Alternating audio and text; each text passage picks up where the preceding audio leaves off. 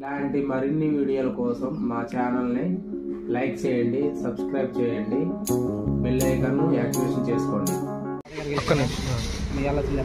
ఎవరు మంచి పనులు చేశారు?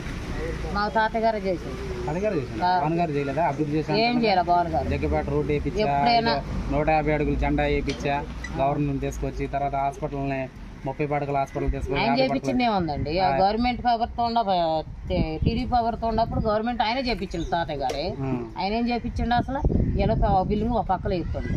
ఆయన ఏం చేపించిండు? ఆయన ఉన్నప్పుడు మొత్తం ఆ కుర్చీలైనా అయ్యన్నా మొత్తం కాలేజీ పనులు మొత్తం నీట్ గా ఉంచిండు. ఆయన ఉన్నప్పుడు చేపించిండు అదంతా. అసలు ఈ నాయంలో ఏం జరగలేదు.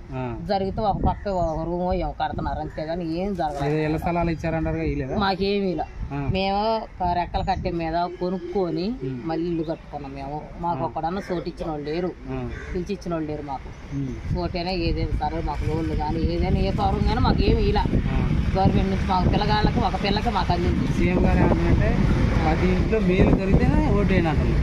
మాకేం జరగలేదు. మాకేం జరగలేదు.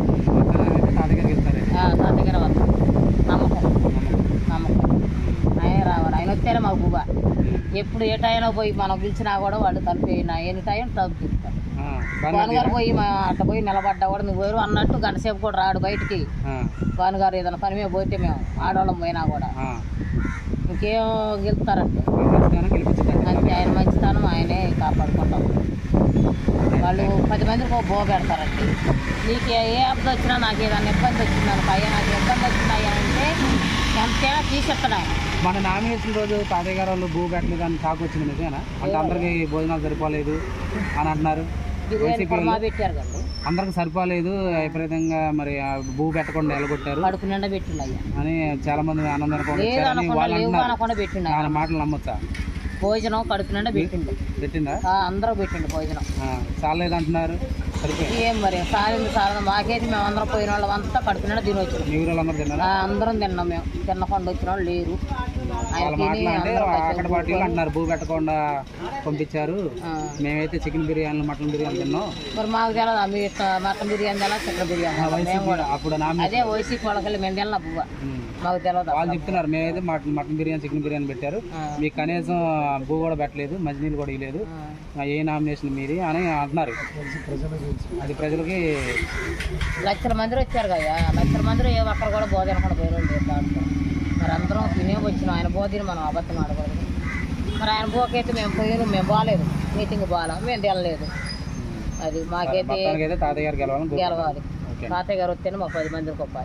మాకు ఆడపిల్లగాళ్ళకైనా మాకు ఏదైనా ఇబ్బంది వచ్చినా, పిల్లల ఇబ్బంది వచ్చినా, ముసలిళ్ళకైనా దేనికైనా ఏదన్నా అయ్యా అని పిలిస్తే పనికైనా భానుగారు అయితే మాకేం చేయడం. మేము పోయి పిలిచినా కూడా మాకు పలకడం, మాతో మాట్లాడాలి. ఎప్పుడో గంటకి నువ్వేం పార్టీ నీ టీడీపీ వైఎస్ఆర్ ఆయన అడిగి వెళ్ళా. ఆయన అమ్మ వైఎస్ఆర్ టీడీపీ అయిన వాళ్ళు కొద్ది గట్టిగా ఏండమ్మా, మంచిగా ఏండమ్మా, ఈసారి మంచిగా కావాలమ్మా, మనం రావాలమ్మా అని చెప్తాం. అది మాకు తాతయ్య గారు పోయిందంటే మేము పండగ మారుకు పోయినా కూడా తాతయ్య గారు ఎంతమంది మేము 100 మందికి పోయినా కూడా పక్కకు పెడతారు. ముందు భోజనాలు టిఫను టీ పోపిస్తాడు, మంచిలు ఇప్పిస్తాడు మాకు ఆయన.